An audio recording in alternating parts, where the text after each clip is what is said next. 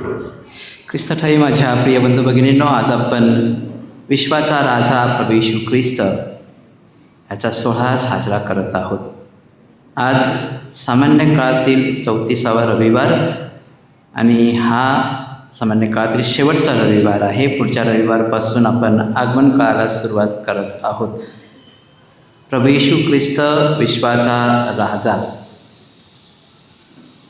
कशा प्रकारचा राजा आजच्या शिकवण मनामध्ये आम्हाला दाखवलेले आहे.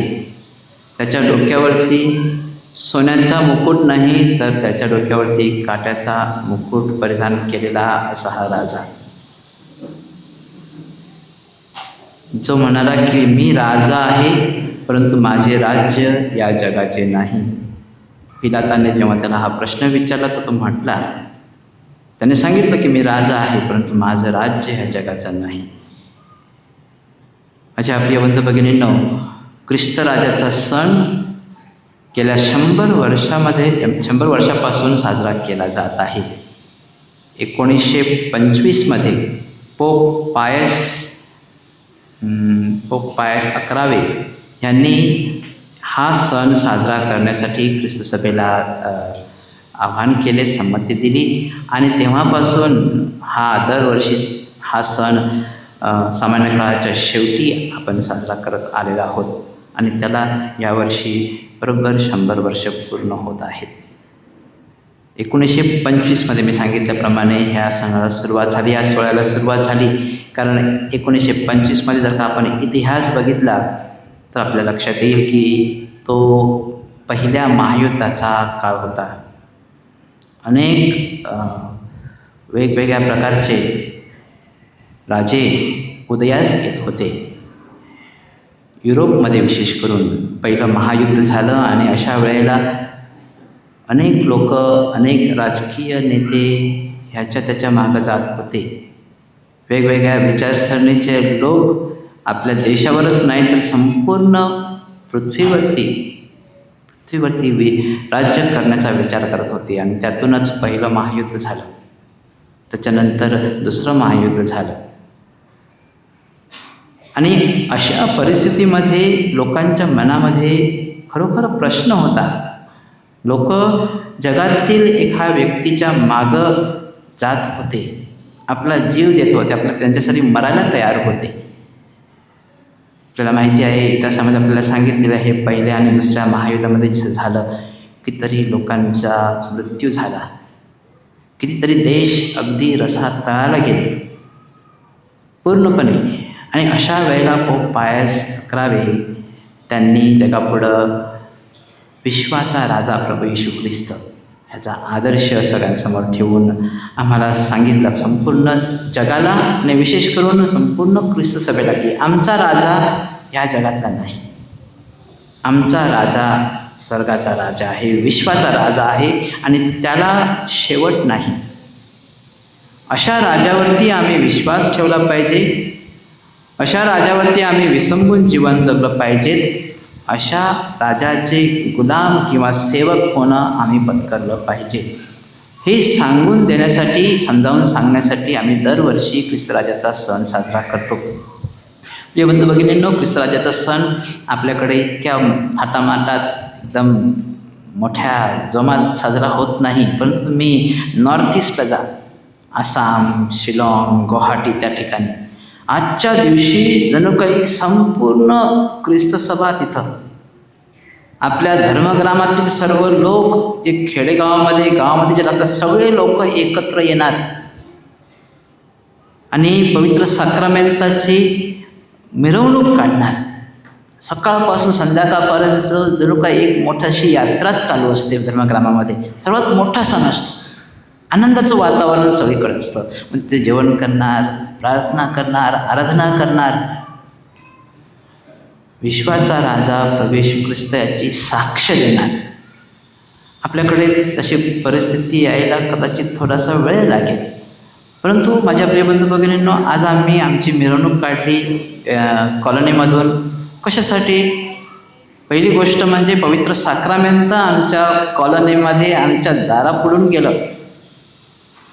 आम्ही कॅथलिक आहोत, आम्ही ख्रिस्ती आहोत, आम्हाला माहिती आहे पवित्र साक्रामेंट काय आहे.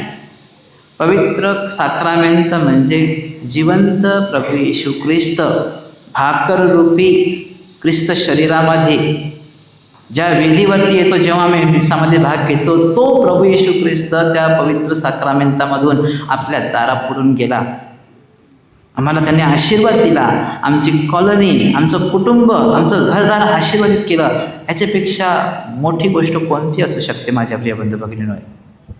आमचा राजा आमच्या दारापुढून गेला. आज आमचा राजा आम्हाला भेटण्यासाठी आमच्या घरापुढून गेला आणि त्याला घेऊन आम्ही सर्वजण मिरवणुकीने आमच्या दारापुढून गेलेलो आहोत, आमच्या कॉलनीमधून गेलेलो आहोत. खरोखर हा आशीर्वादाचा दिवस आहे आणि दरवर्षी आम्ही ही गोष्ट करत असतो.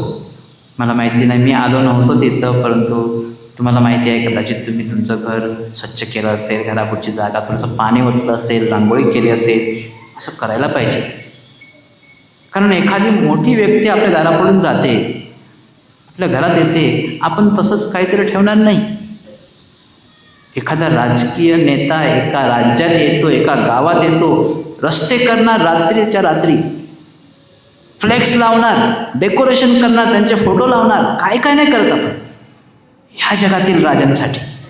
आणि जो आमचा सृष्टीचा निर्माता परमेश्वर, आमचा राजा, त्याचा सण आम्ही देखील मोठ्या दिमाखाने आणि आनंदाने साजरा करायला पाहिजे. माझ्या प्रिय बंधू भगिनींनो, एक लेखक आहेत चार्ल्स कॉल्सन म्हणून. त्यांनी अनेक पुस्तकं लिहिलेली आहेत आणि ते म्हणतात की, इंग्रजीमध्ये वाचताना त्याचा मराठीमध्ये तुम्हाला थोडक्यात सांगतो. All the kings and queens I have known in history send their people out to die for them. जे राजे आणि राण्या ह्या जगामध्ये जन्माला आलेले आहेत, त्यांनी गेलेले आहेत, त्यांनी काय केलेलं आहे? त्यांनी आपलं रक्षण करण्यासाठी लोकांना पाठवलं, लोकांना मरायला पाठवलं, जणू काही युद्धाला पाठवलं. I know only one king who decided to die for his people. मला एकच राजा माहिती आहे की जो ह्या जगात येऊन आपल्या लोकांसाठी मेला. आम्हाला कल्पना नाही माझ्या प्रिय बंधू भगिनींनो, ह्या राजाचं आमच्यावरती किती प्रेम आहे. आणि आम्ही जे राजे आमचा फायदा घेतात, आम्हाला लुबाडतात, आम्हाला चोरतात, अशा लोकांच्या मागं आम्ही आमचं जीवन वेचतो. अशा लोकांच्या मागे आम्ही धडपडत राहतो. आणि जो राजा आमची काळजी घेतो, दुःखात, आजारात, संकटात आमच्याबरोबर आहे, त्या राजाला मात्र आम्ही विसरत असतो. इजिप्तच्या एका राजानं, रामसेसनं, जेव्हा अनेक मंदिरं बांधली देवाच्या नावानं, त्याच्यावरती काय लिहिलं होतं? देवाचं नाव नव्हतं, त्यांना काय लिहिलं होतं? I am the greatest. मी सर्वात मोठा राजा आहे. स्वतःचं नाव मोठं करण्याचा त्याने प्रयत्न केला. चीनचा एक राजा होता, त्यानं हजारो लाखो सेवकांना, गरिबांना कामाला लावून ती मोठी भिंत बांधली. तुम्हाला माहिती आहे, ग्रेट वॉल ऑफ चायना. ऐकलंय का त्याच्याविषयी? ऐकलंय का? ती भिंत माझ्या प्रिय बंधू भगिनींनो, चंद्रावरून देखील माणसाला दिसते, आपल्याला दिसेल.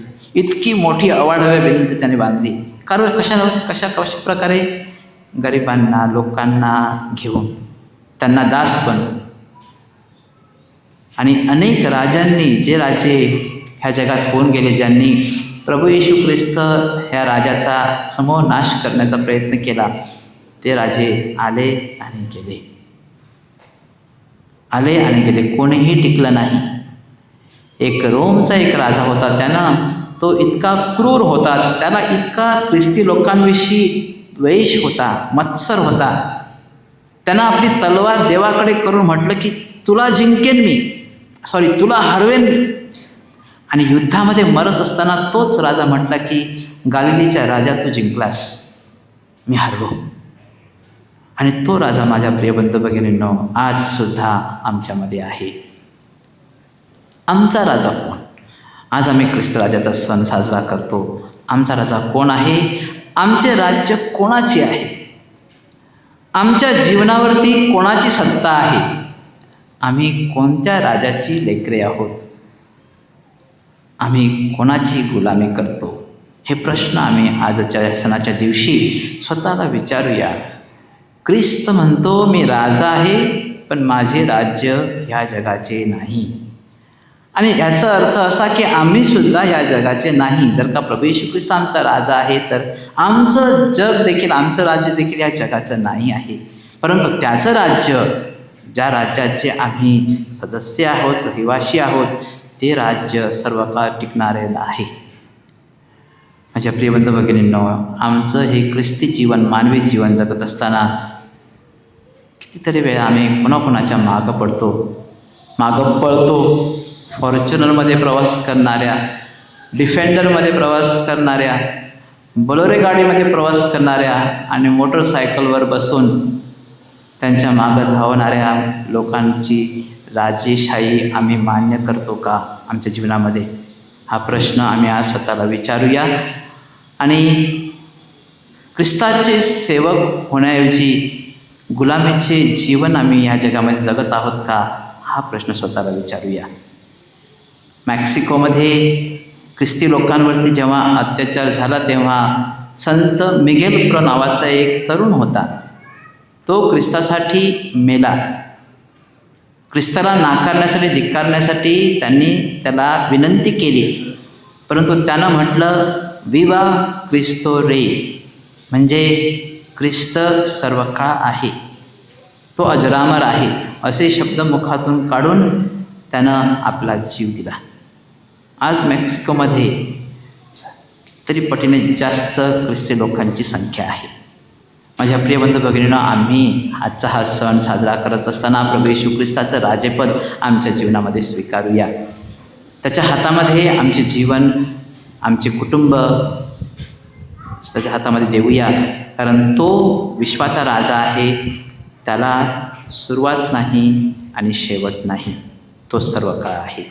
पिता, पुत्र आणि पवित्र आत्मा यांच्या नावे आमेन.